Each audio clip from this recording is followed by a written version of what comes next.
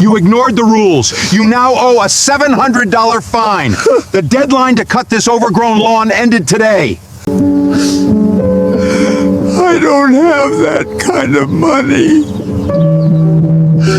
The HOA fined Franklin $500 for an overgrown yard. The issue was his lawn had been cut just 3 days before. That's when people began to notice. Franklin lived in a small blue house at the corner of the block. It wasn't fancy. It was an older home with a porch that creaked when you stepped on it, and a front yard he worked hard to keep tidy. He was in his early 60s, quiet, and kept to himself. He was the kind of neighbor you hardly noticed because he never caused any trouble. I mowed his lawn. When he first called me, he sounded embarrassed. He kept apologizing before I even got there. When I arrived, the grass was a bit uneven, but it was far from bad enough to warrant a fine, especially not $500. He showed me the notice. Overgrown yard, HOA violation, immediate fine. No warning, no grace period. I mowed the lawn that same day.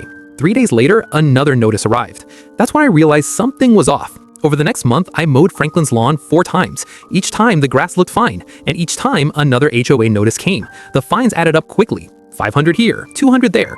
Franklin's hands shook more each time he handed me the papers. One afternoon, I finally asked him why the HOA kept targeting him. He hesitated before answering. Then he told me the truth. Years ago, Franklin had been a supervisor at a factory. A man applied for a job, but Franklin didn't hire him. It wasn't personal, the man simply wasn't qualified. That same man was now the HOA officer for the neighborhood, and Franklin's house had become his project. After that, I started watching closely. The HOA officer never inspected any other homes. He drove straight to Franklin's. He measured the grass with a ruler, took photos from low angles, wrote notices without dates. Sometimes he fined Franklin even when the lawn had just been cut.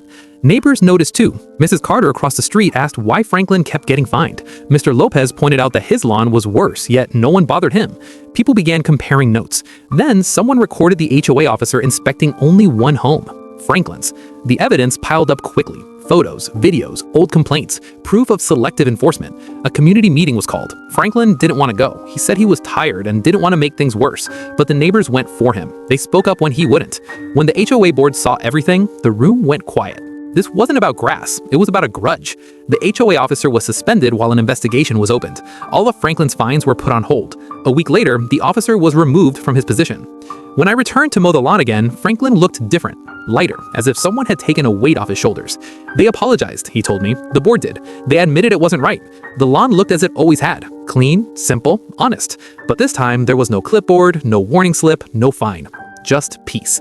Sometimes power doesn't create cruelty, it just gives it permission. And sometimes all it takes to stop it is people paying attention. Comment justice if you believe no one should be targeted like this. Also, share your city or country. I want to see how far this story reached.